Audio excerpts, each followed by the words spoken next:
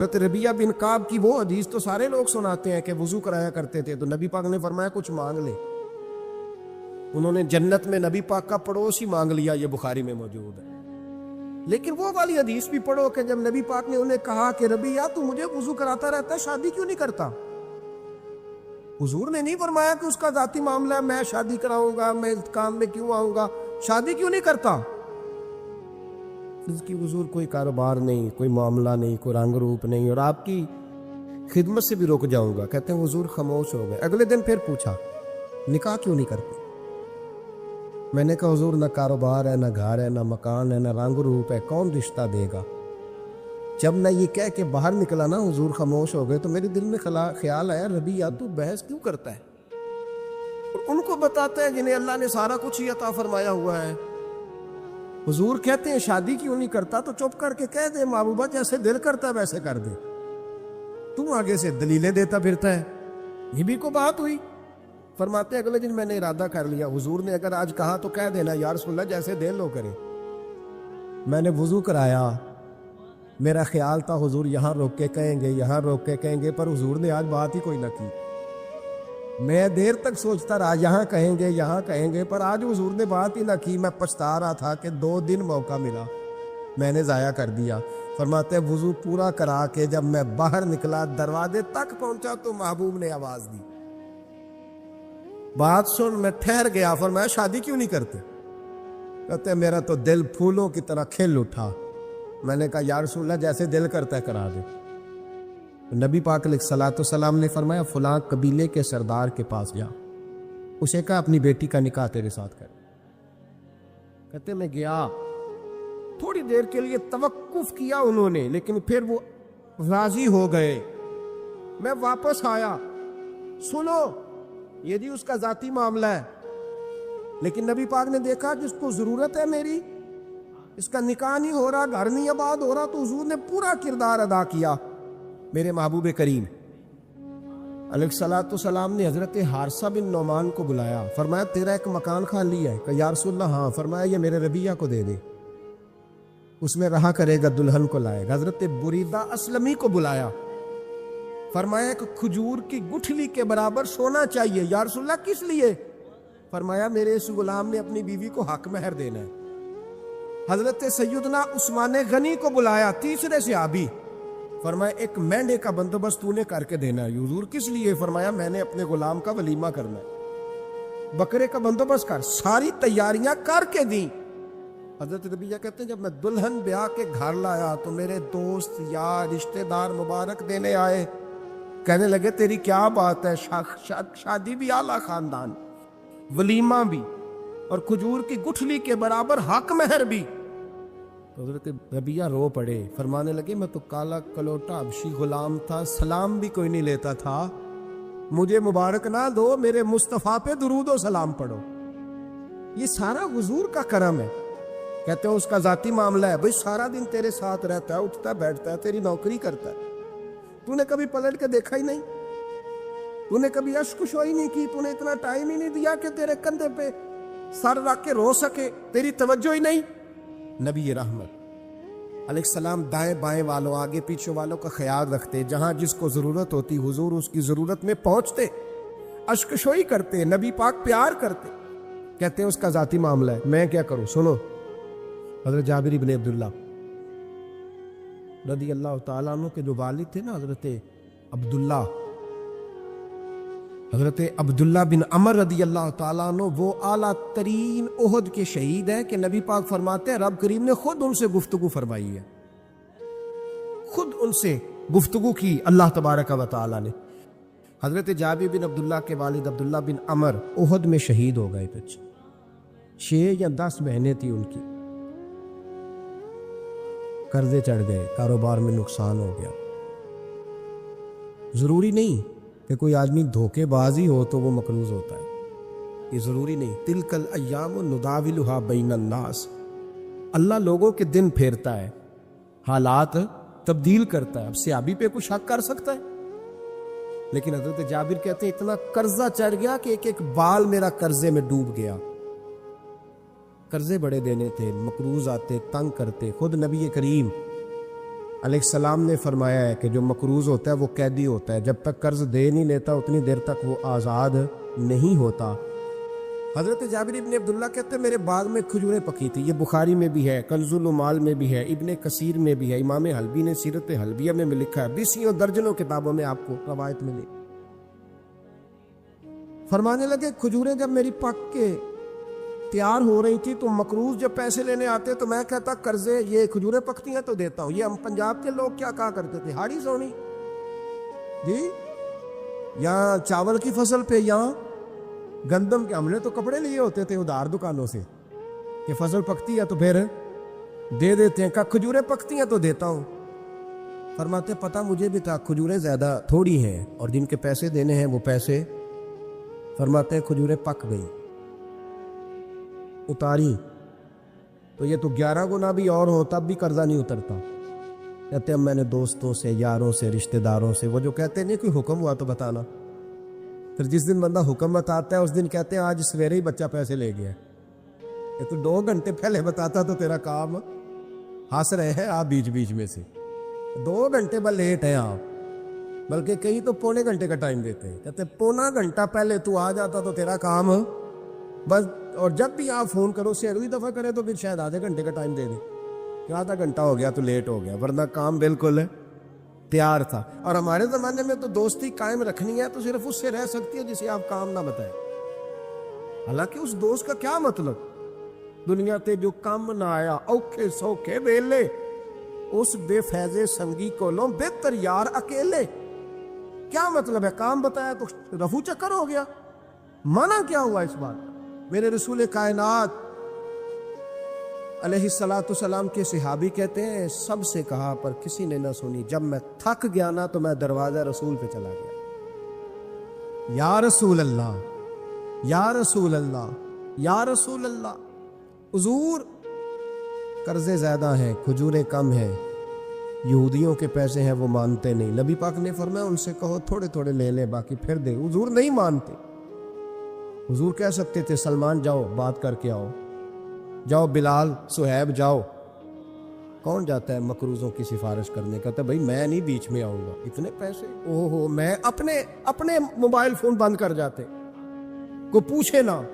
लेकिन नबी करीम अलैहिस्सलाम ने फरमाया सुनो, खुद रसूल पाक, खुद नबी पाक ने, हुजूर ने फरमाया चल मैं तेरे साथ चलता हूं, चल मैं तेरे साथ चलता हूं।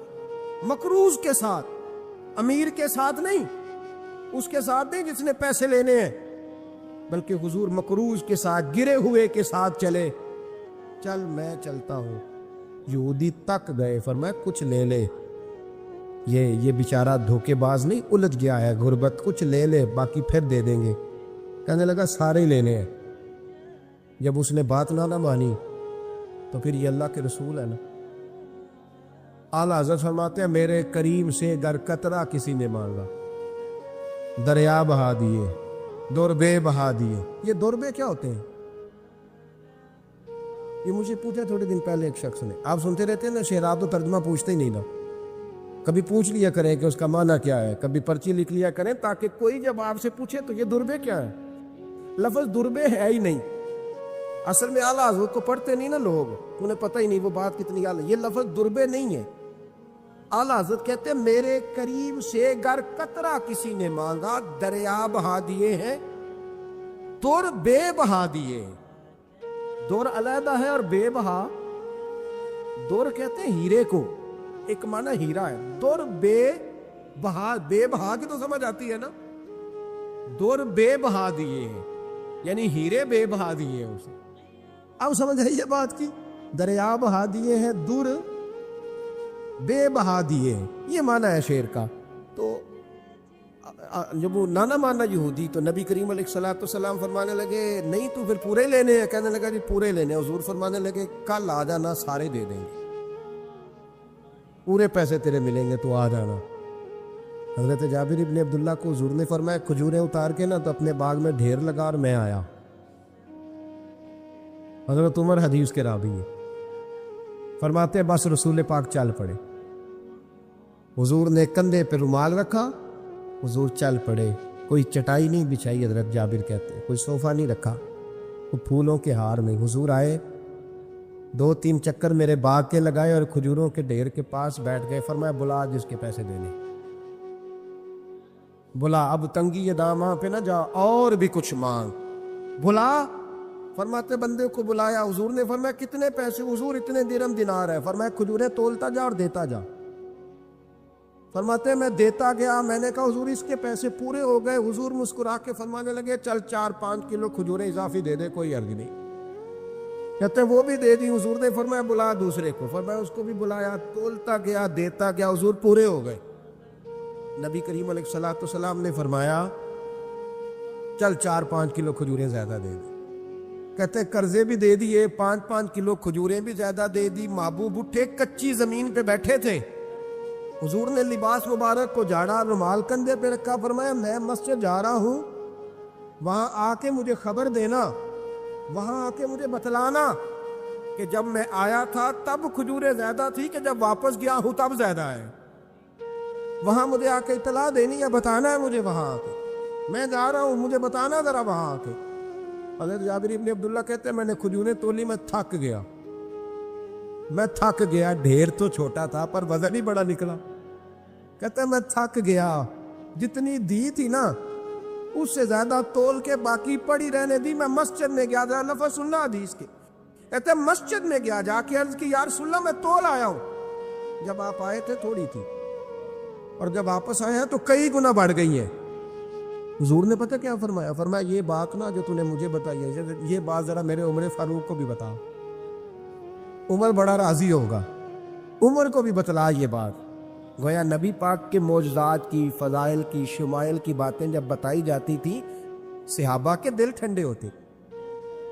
उमर को भी बता, उमर राजी होंगे। जनाब जाबिर इब्न अब्दुल्ला रज़ी अल्लाह तआला अन्हु फरमाते मैं हज़रत उमर के पास गया, मैंने कहा उमर मेरी ये राय थी कि जितनी मेरी खजूरें हैं 11 गुना और भी इतनी हो तो फिर भी कर्जा नहीं उतरता, लेकिन सारे कर्जे भी उतरे। 5-5 किलो खजूरें भी ज्यादा दे दी और पहले से ज्यादा खजूरें पड़ी हैं। तो कहते हजरत उमर की आंखें रोशन हो गई, चेहरा मुस्कुराने लगा, कहने लगा तू तो अब बता रहा है ना, अब वापिस आके रिजल्ट सुना रहा है। तू सहाबा से पूछ ले, जब नबी करीम गए थे तो मैंने उसी वक्त कहा था, हुजूर के जाते ही मैंने कहा था अब देखना रब करीम जाबिर बिन अब्दुल्ला पर सारी ही रहमतें नाजिल फरमा दे, अल्लाह हर किस्म का करम फरमाएगा, खैर ही खैर हो जाएगी। देख ले मैंने पहले बतला दिया।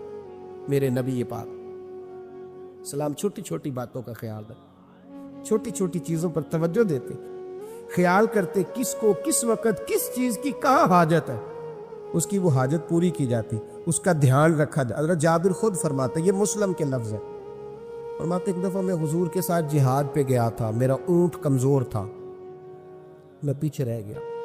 हमारे यहाँ शर्त लगती है ना, अल्लाह ताला खैर फरमाए, एक भाई गाड़ी खरीदता है फिर दूसरा चाहे जेवर बेचे उसने भी खरीदनी होती है, वरना घर में घुसने की इजाज़त नहीं मिलती।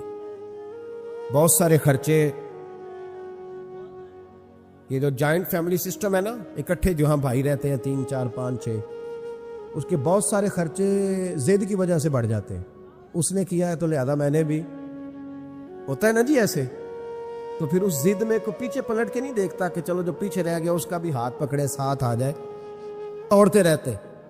उसमें बेचारे कई थक जाते हैं, कईयों के पैर दौड़ दौड़ के सूज जाते हैं, बड़े मसले बनते हैं, लेकिन पीछे पलटने को कोई तैयार है? इस दौड़ ने हमें थका के रख दिया।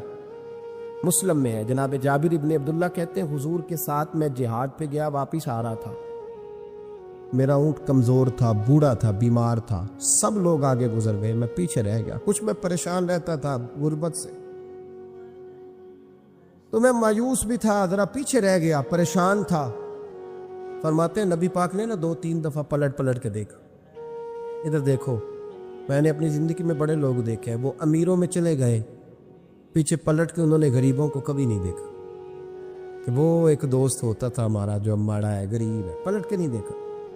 कहते हैं नबी करीम अलैहिस्सलातु वस्सलाम ना आगे गए, सबसे आगे। हुजूर ने 2 4 5 दफा ना पीछे पलट के देखा। जाबिर इब्न अब्दुल्ला कहते हैं जब मैं नजर ना आया तो मेरे महबूब का अंदाज़े करीमाना देखें, हुजूर एलानिया फरमाने लगे, भाई मुझे जाबिर नहीं नजर आ रहा, बेखबर हो जो गुलामों से वो आका क्या है।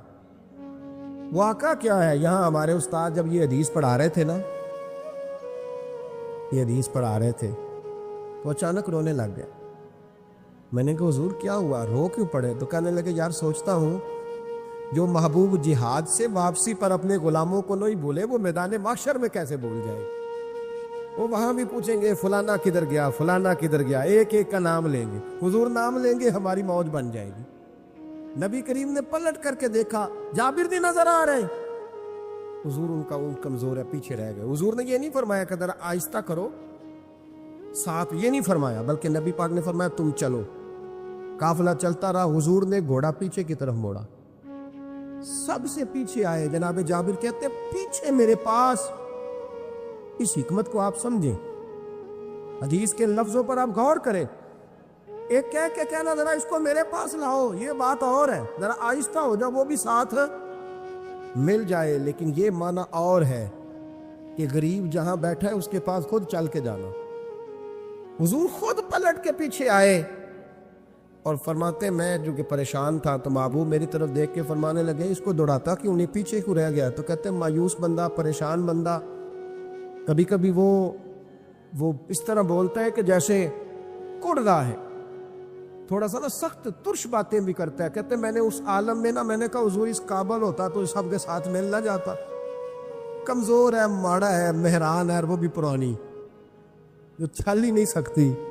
یہ کہاں یا رسول اللہ دوڑے گا، اس قابل ہی نہیں ہے. حضور اس قابل ہوتا تو قافلے کے ساتھ نہ ہوتا. کہتے ہیں حضور نے میری طرف توجہ فرمائی، میں باتیں کر رہا تھا اپنے اندر کی پریشانی کی تو حضور مسکراتے جا رہے. حضور کے ہاتھ میں چھڑی تھی، فرمانے لگے ایسے ہی تو باتیں کر رہا ہے. نبی پاک نے اونٹ کی پشت پہ چھڑی لگائی اور فرمایا تو دوڑتا کیوں نہیں؟ بڑے ہلکے سے مسکرا، اوے تو دوڑتا کیوں نہیں؟ تو جناب جابر بن عبداللہ کہتے ہیں جو سب سے پیچھے تھا نا وہ سب سے آگے نکل گیا، وہ دوڑتا گیا دوڑتا. فرماتے ہیں میرا چہرہ بھی عجیب سا، لوگ میرے انداز دیکھیں کہ یہ کیسے آگے نکل گئے، کیسے، کبھی نہ سوچ یہ کیسے نکل گیا، بس سمجھ لے آگے وہی نکلا ہے جسے مصطفیٰ کی تھپکی مل گئی ہے. تو یہ نہ کہ سیاست کر گیا، چلاکی کر گیا، بس تھپکی مل گئی تو بات بن گئی. کہتے ہیں میں نکل گیا آگے، حضور کی تھپکی جو ملی تھی. حضرت جابر بن عبداللہ کہتے ہیں حضور گھوڑا دوڑا کے میرے پاس آئے، خود حضور نے میرا اونٹ تیز کرایا نبی پاک کی برکت سے. تو قریب آ کے فرمانے لگے ٹھہر جا یار، ہم بھی تیرے قافلے میں، ہمیں بھی ساتھ لے لے. فرماتے اب تو میں رو ہی پڑا کہ خود بھیک دے، خود ہی کہے منگتے کا بھلا ہو، ٹھہر جا یار ہمیں بھی ساتھ لے لے. جناب جابر بن عبداللہ رضی اللہ تعالیٰ عنہ فرماتے ہیں کہ جگہ پڑاؤ کیا، رکے، ٹھہرے کھانے پینے کو، نماز پڑھنے. نبی کریم نے مجھے بلایا، میں حاضر ہوا تو کہا یا رسول اللہ حضور حکم.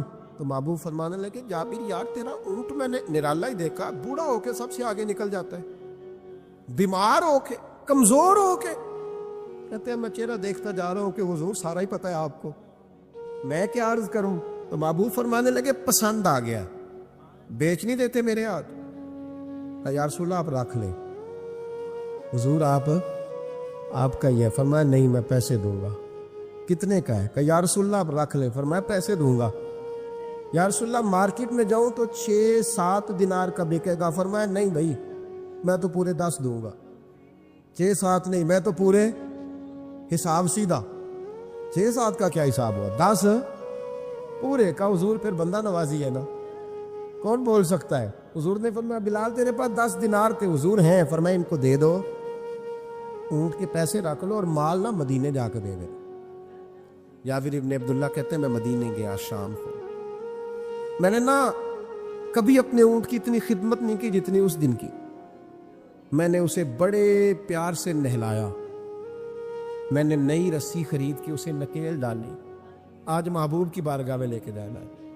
کہتے ہیں تیاری کر کے نا، تیاری پوری تیاری کر کے، تن تندور ہڈاں دا بالن تے اسی ہاواں نال تپایا، کپ کپ مکیاں پیڑے کیتے، عشق پلے تھل لایا، تن دا سالن تے من دی ہانڈی، اتو نون صبر دا پایا.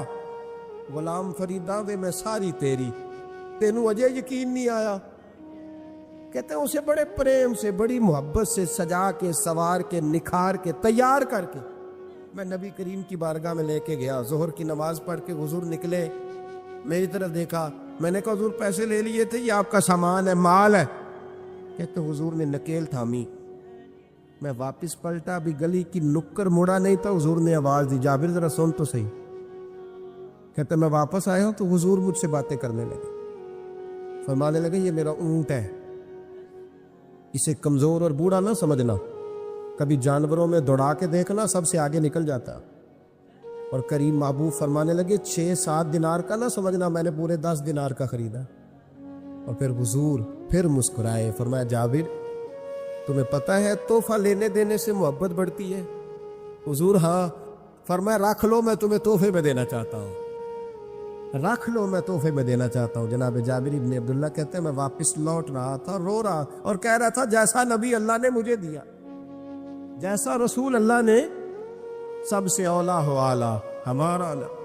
آنکھیں بند کر کے جھوٹ کی زندگی جی کے, اپنے ساتھ بددیانتی کر کے, دھوکہ دے کے اپنے آپ کو دائیں بائیں اپنے آپ کو کہیں مصروف رکھ کے کچھ وقت ضائع تو کر لیتے ہو, پر تمہیں پتہ تو ہے نا کہ عبادت اللہ کی کرنی, تمہیں اس کی خبر ہے.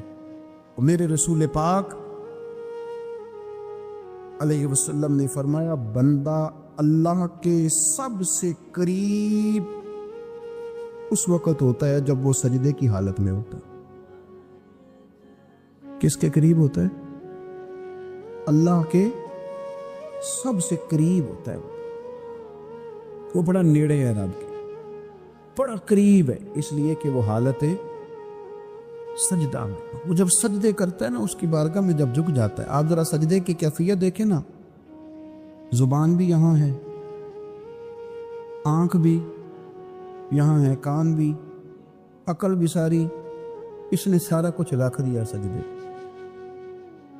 آپ وہ کبھی پیچھے جائیں تو دیہاتوں میں کہا جاتا تھا ناک سے نکیریں نکالو, بہت بڑی سزا ہوتی تھی نا, ناک سے نکیریں نکالو, بڑی سزا ہوتی تھی. تو اس نے کہا مالک مجھے کسی نے کہا نہیں, پر دیکھنا میں نے رکھ دی ساری عقل سجدے میں, اور رکھ کے کہا کیا سبحان ربی یا اللہ, اللہ میں پست ہوں تو اعلیٰ, اللہ تو میرا رب ہے اور تو سب سے اعلیٰ.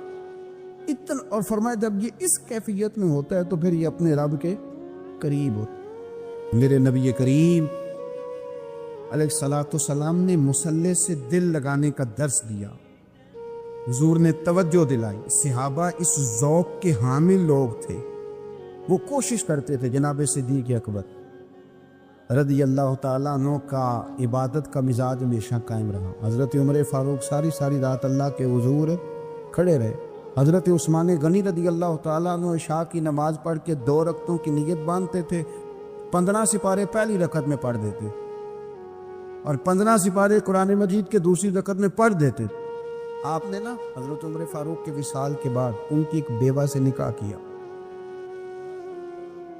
حضرت عثمان غنی نے نکاح کیا. وہ خاتون آپ کے نکاح میں آئیں تو عرض کرنے لگیں امیر المومنین میرے لیے اعزاز تو بہت ہے کہ میں امیر المومنین کی بیوہ تھی تو امیر المومنین کی منکوحہ ہو گئی ہوں, لیکن حضور نہ تو میں جوان ہوں کہ میرے اندر رغبت ہوتی اور نہ میں اب اس قابل ہوں کہ کوئی خدمت کر سکوں, میرے ساتھ نکاح کی وجہ کیا بنی؟ عثمان غنی رو پڑے, فرمانے لگے میں نے عمر فاروق کو مسجد میں اپنے رب سے ڈرتے ہوئے دیکھا, میں نے اسے روتے ہوئے دیکھا, عدل کرتے دیکھا, انصاف کرتے دیکھا, امت کی خیر خواہی کرتے دیکھا. تمہارے ساتھ نکاح اس لیے کیا ہے کہ تم مجھے یہ بتاؤ کہ عمر فاروق گھر کے اندر اپنے رب کو کیسے راضی کرتے, گھر کے اندر کیسے راضی کرتے تھے, وہ طریقے بتلاؤ, تم بتاتی جانا اور میں بھی اسی طرح گھر میں عبادت کروں.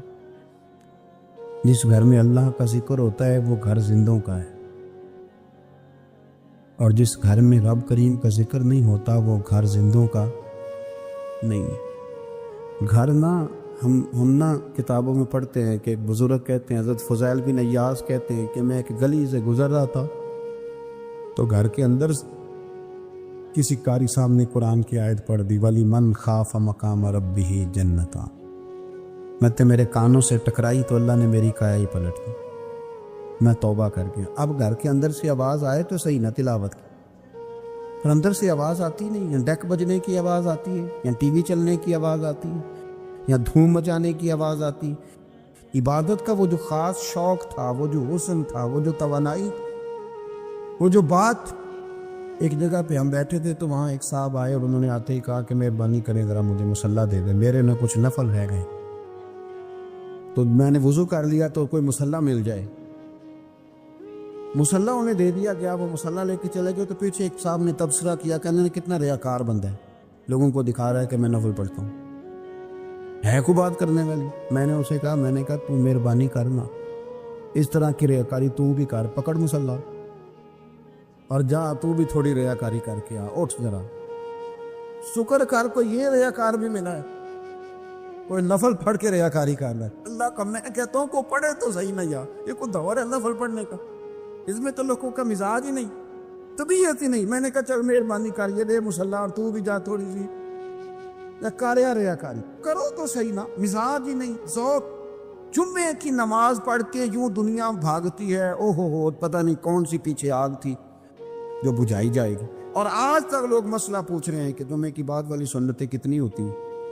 میں نے کہا کتنے سال ہو گئے جمعہ پڑھتے، کتنے سال ہو گئے، ابھی تک سنتوں کا نہیں پتہ، ابھی تک نہیں علم کے پہلے کتنی رکھتے ہیں اور بعد میں کتنی رکھتے ہیں.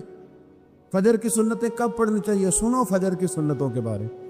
میرے رسول کریم سید عالم صلی اللہ تعالیٰ علیہ وسلم سے ایک صحابی نے پوچھا تھا، حضور میری فجر کی سنتیں رہ گئیں یا رہ جاتی ہیں تو حکم کیا ہے؟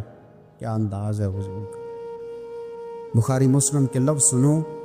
حضور سید عالم صلی اللہ علیہ وسلم فرمانے لگے، اس نے کیا پوچھا تھا؟ حضور جواب کیا دیتے؟ فرمایا فجر کی سنتیں کبھی نہ چھوڑنا، فجر کی پہلی 2 سنتیں کبھی نہ چھوڑنا. یا رسول اللہ صلی اللہ تعالیٰ علیہ وسلم میری رہ گئی ہیں، رہ جاتی ہیں. فرمایا فجر کی 2 سنتیں نہ چھوڑنا. فرمایا فجر کی پہلی 2 سنتیں مجھے دنیا اور دنیا کے اندر جو کچھ ہے وہ سب سے زیادہ پیاری ہے. فجر کی 2 سنتیں دنیا اور دنیا میں جو کچھ ہے مجھے وہ سب سے زیادہ پیاری ہے. اس لیے فجر کی سنتیں نہ چھوڑ. اپنا ذوق، اپنی طبیعت، ہم نے نا ذوق غلط بنا لیا. اگر 20 بندے کہہ بھی دیں گے تو نے بڑی شاندار تلاوت کیا تو کیا اس سے بنے گا؟ 100 بندہ کہہ بھی دے تیری کیا بات ہے، کیا بات ہے نعت خان کی، کیا بات ہے علامہ صاحب کی، پیر صاحب، پیر مہر علی شاہ صاحب رحمۃ اللہ علیہ. آپ تشریف فرماتے تو آپ کے ایک ہی بیٹے بابو جی جن کو کہا جاتا ہے، جس دن صاحبزادے پیدا ہوئے تو خادم نہ وہاں سے نکلا. ان لوگوں کے شوق اور طرح کے تھے نا، تو ان کی توجہ بھی اپنے شوق کی طرف رہتی. تو خادم نکلا اندر سے، پیر صاحب مبارک ہو، پیر صاحب مبارک ہو، پیر صاحب مبارک ہو، پیر صاحب مبارک ہو. شور کر رہا ہے تو پیر صاحب کو وجد ہو گئے. اللہ اکبر، اللہ اکبر، اللہ. کیا ہوا؟ کس چیز کی مبارک دے رہے ہو؟ اس کی حضور اللہ نے بیٹا دیے. تو آپ فرمانے لگے اچھا حضور آپ کیا ہوا، آپ تو پریشان ہو گئے. فرمانے لگے جب تو نے 3 دفعہ کہا نا مہر علی کو مبارک ہو تو میں سمجھا تھا شاید تجھے کسی نے بتا دیا ہے کہ مہر علی سے اللہ راضی ہو. میں سمجھا تھا کہ شاید تو یہ خبر لے کے آیا ہے کہ کسی نے بتایا ہے کہ مجھے آج خبر ملی ہے کہ مہر علی سے رب اچھا پتر ہوا ہے. الحمدللہ، اللہ کا شکر ہے. پر میرے لیے مبارک کا دن وہ ہوگا جب میرا رب کہے گا کہ میں مہر علی سے راضی ہوں. میرے محبوب کہیں گے کہ میں مہر علی سے. آپ بات کو سمجھے. شوق ہی کسی اور طرف تھا، دل ہی کہیں اور لگا ہوا تھا، طبیعت ہی کہیں اور مائل تھی. کوئی وظیفہ پوچھتے تھے تو پڑھتے تھے وہ لوگ، کچھ اللہ اللہ انہیں بتائی جاتی تھی تو کرنے کا ذوق رکھتے تھے، طبیعت تھی، قائل تھے. حضرت ربیع کہتے ہیں میں بڑی دور سے سفر کر کے گیا حضرت اویس کرنی سے ملی، بڑی دور سے. اور جب میں پہنچا تو فجر کا وقت تھا. تو حضرت اویس کرنی کو میں نے پا لیا. تو وہ نماز پڑھ کے نا قرآن شریف لے کے بیٹھ گئے. فرماتے ہیں اشراق چاشت کا وقت ہوا تو نفلوں کی نیت باندھ لی. محدث ابن الجوزی نے لکھا ہے، فرماتے ہیں پھر جب زوال کا وقت ہوا تو مسجد میں جھاڑو دینے لگ گئے. زور کی نماز پڑھ کے تو عصر کی تیاری تک وہ مسجد میں بیٹھے رہے، اور میرے نبی پاک علیہ السلام نے فرمایا جو نماز کے انتظار میں بیٹھا ہو وہ نماز ہی میں ہے، وہ نماز ہی میں ہے۔ فرمایا میری دنیا، میری امت کی جو رہبانیت ہے نا، وہ اتنی ہے کہ نماز کا انتظار کرے، اذان کے بعد نماز کا یہ راہب ہے، یہ اس وقت چھوڑ کے بیٹھے ہیں ذرا۔ فرماتے ہیں عصر تک انہوں نے اللہ اللہ کی، پھر مغرب تک کی، عشاء کی نماز ہوئی تو نماز پڑھی تو وہ تھک گئے۔ اب مجھے وہ فارغ ہوں، مصلی چھوڑے تو میں ملاقات کروں نا، کہ آپ حیران نہ ہو کہ اتنی دیر بندہ کیسے اللہ اللہ کر، ہم نے کی نہیں نا، اس لیے ہم پریشان ہیں۔ جو عادی ہوتے ہیں وہ کر بھی لیتے ہیں، وہ یہ کام، میری بات کو سمجھ آ رہی ہے؟ جب جاتے ہو کسی دفتر میں تو 8 گھنٹے کھڑے رہ لیتے ہو نا، مجبوری ہوتی ہے تو کھڑے رہا جا سکتا ہے۔ پاسپورٹ کا دفتر، بولیے امیگریشن کی لائنوں میں، اور میں نے تو ایمبیسیوں میں بندے 12 گھنٹے پہلے جا کے کھڑے دیکھے، رہ لیتے ہیں کھڑے۔ تو اگر ان کاموں کے لیے رہا جاتا ہے تو اللہ رسول کے لیے بھی کھڑے رہا جا سکتا ہے۔ تو فرمانے لگے کہ جب عشاء کی نماز کے بعد آخر انسان سے تھک گئے، نیند کا غلبہ ہوا تو تھوڑی ایسے آنکھ بند ہوئی تو کھلی تو رونے لگے، حضرت ویسے کر دیا، رو کے گانے لگے مالک مجھے غافل تو نہ کر، ابھی میں نے کیا بھی کچھ نہیں، دن ختم ہو گیا، کوئی نفل نہیں، کوئی اللہ اللہ نہیں، اللہ مجھے غافل نہ کر، میری مدد فرما۔ فرماتے ہیں جب وہ روئے تو میرے ساتھ جو شخص تھا، میں نے کہا اٹھو چلیں، کہنے لگا حضور ملنا نہیں، فرمایا جو میں لینے آیا تھا وہ مجھے مل گیا ہے، جو میں ان سے سیکھنے آیا تھا وہ مجھے نصیب ہو گیا، اب اور میں نے کیا لینا، ختم ہو گئی بات، اٹھو چلیں۔ اللہ کے بندوں نے حضرت ربیہ بن کعب اسلمی رضی اللہ تعالیٰ عنہ فرماتے ہیں، کہتے ہیں جب بنو قریظہ اور بنو نذیر یہودیوں کے ساتھ حضور علیہ السلام نے جنگ کا اعلان فرمایا تو وہ دشمن ہو گئے، ہمیں خطرہ تھا کہ وہ رات کو کہیں محبوب کو تکلیف نہ دیں، تو کچھ لوگ نا تلواریں لے کے نبی پاک کے دروازے پہ پہرے داری کرتے تھے۔ گن مین رکھنا حرام نہیں، اگر کسی کو واقعی خطرہ ہو تو اس کے لیے سنت بھی ہے۔ حضرت علی المرتضیٰ تلوار لے کے حضور کے گھر کا پہرا دیتے تھے۔ حضرت ربیہ بن کعب اسلمی رضی اللہ تعالیٰ عنہ فرماتے ہیں کہ رات میری ڈیوٹی تھی کہ میں حضور کے گھر کا پہرا دوں گا، تو فرماتے ہیں میں باہر سن رہا تھا، ساری رات ہی میرے نبی پاک نے اللہ کی تسبیح پڑھی، ساری رات، کبھی تسبیح، کبھی تحلیل، کبھی تحمید، کبھی تکبیر، ساری رات۔ فرماتے ہیں ساری رات حضور پڑھتے رہے اور ساری رات ہی میں سنتا رہا، مجھے اونگ آ گئی، میری آنکھ لگ گئی، حضور ابھی پڑھ رہے، میں تھک کے سو گیا، اور فرماتے ہیں جب میری آنکھ دوبارہ سے کھلی تو میرے کانوں میں پھر کوئی چیز گونجی، تو میں نے کان لگایا تو میرے حبیب ابھی بھی اللہ کو یاد کر رہے، ساری رات حضور رب کی عبادت کرتے، اسی لیے تو کہا یا ایھا المزمل قم اللیل الا قلیلا، حبیب ساری رات تو نہ جاگا کر، تھوڑا آرام بھی کر لیا کر۔ میرے بھائی اپنا مصلی، اپنی عبادات، اپنے وظائف، اللہ اللہ جو آپ نے کسی سے سیکھی ہے اس کو کبھی کمزور نہ ہونے دیں۔ شجرہ شریف جو کسی بزرگ سے آپ لے لیتے ہیں تو کیا رسم ہے کوئی؟ اس پہ کچھ لکھا ہوتا ہے، وہ پڑھنے کے لیے دیا جاتا ہے، اس پہ لکھا ہوتا ہے کہ یہ اللہ اللہ آپ نے کرنی ہے۔ انسان پر اگر کوئی شخص نیکی کر دیتا ہے، احسان کر دیتا ہے، تو انسان اس کے سامنے پھر گردن نہیں اٹھا سکتا، یار یہ میرے مشکل وقت کا دوست ہے، اس نے میرے ساتھ نیکی کی، کبھی بھی گردن نہیں اٹھائے گا، جھکا کے رکھے گا۔ تو اگر عام کوئی نیکی کر دے تو اس کے سامنے انسان کبھی گردن نہیں اٹھاتا، تو جو رب ساری نعمتیں عطا فرمائے، جو کہے کہ تیری تخلیق میں نے کی، تجھ سے پہلوں کو بھی پیدا میں نے کیا، تیرے لیے زمین کا بچھونا بھی میں نے بچھایا، آسمان کی چھت بھی میں نے لگائی، تیرے لیے زمین سے ساری اناج کو، پھل کو، کھیتیوں کو نکالا بھی تیرے لیے، اب تو اس طرح کر کہ تو میری عبادت کر، تو میری بارگاہ میں جھک جا۔ بہت سارے نشے لوگوں کو لگے ہوئے ہوتے، ہر آدمی کوئی نہ کوئی نشہ کرتا ہے، کوئی دولت کا کرتا ہے، کوئی شہرت کا کرتا ہے، کوئی اپنی تعریف کا نشہ کرتا ہے، 2-4 لوگوں سے تعریف سن کے مطمئن ہو جاتا ہے، नाराज तो नहीं हो गया इस जुमले से आप? करते हैं लोग दौलत का नशा। ये जब नुकसान होता है तो बंदे बीमार नहीं हो जाते? पैसे डूब जाते हैं तो लोग बीमार नहीं हो जाते? तो इसका मतलब ये होता है कि नशा टूट गया है। तो बहक हुए हैं ना थोड़े से तो कांपते हैं, तड़पते हैं, परेशान। नशा ही इसी तरह ही करता है ना, नहीं मिलता तो परेशान होता है। ये सारे नशे हैं, मुख्तलिफ किस्म का नशा। अब मानते नहीं इस बात को, तस्लीम नहीं करते, क्योंकि तस्लीम करना बड़ा मुश्किल काम है। उसके लिए तो बड़ी सारी चीज़ें जो है वो दबोच के और बड़ी सारे रास्ते फलांग के आना पड़ता है, तो बड़ा मुश्किल है मानना, वरना करते हैं हम। हमारा मिजाज है। ये घूमने फिरने का, दुनिया देखने का भी एक नशा है, ये बहुत सारी बातें करने का भी एक नशा है, गपशप का भी एक नशा है। दो चार लोगों की जब तक पगड़ियां न खोल लें, भाग लोगों को नींद नहीं आती। ये गीबत का, चुगली का, बददयांती का, ये भी एक नशा है।